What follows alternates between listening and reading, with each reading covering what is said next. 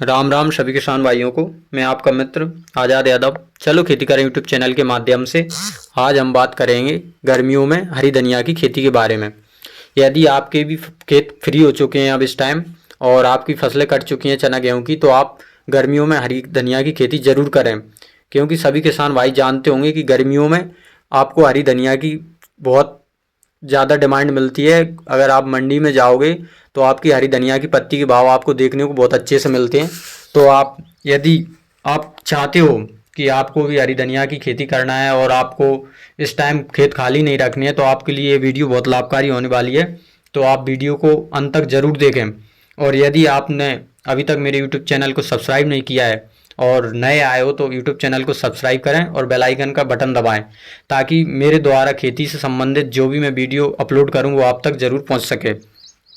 तो चलिए बात करते हैं गर्मियों में हरी धनिया की खेती के बारे में।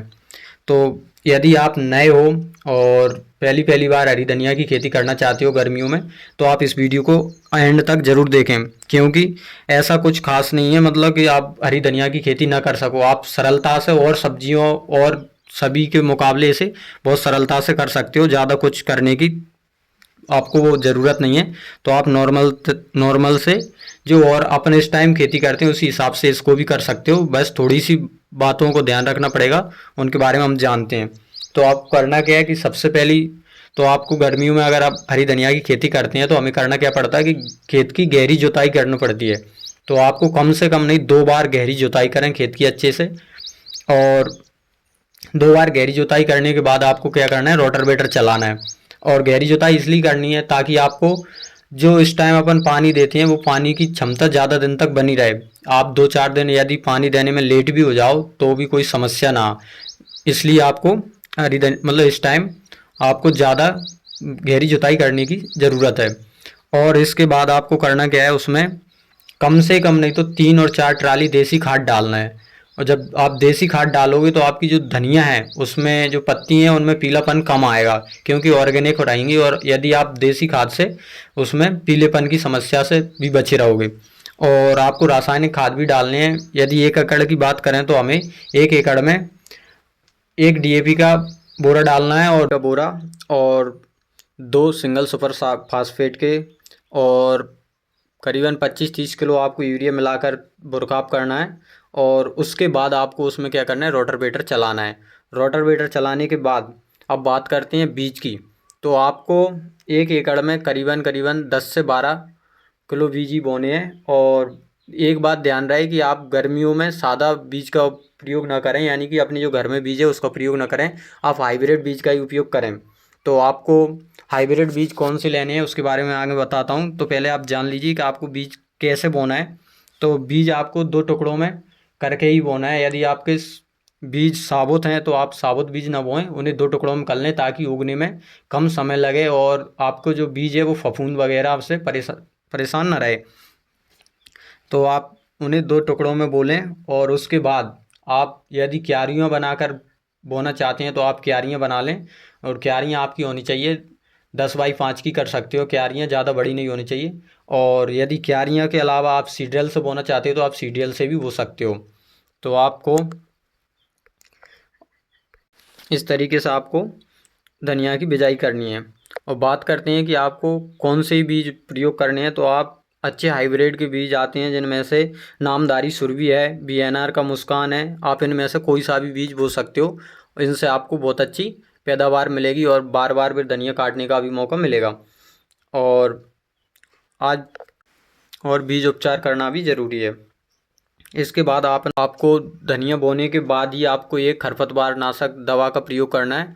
उसका स्प्रे करने के बाद आपको उसमें सिंचाई कर देनी है। इसके बाद भी यदि आपके खेत में खरपतवार नाश होते हैं तो आप खरपतवार नाशक का प्रयोग कर सकते हैं।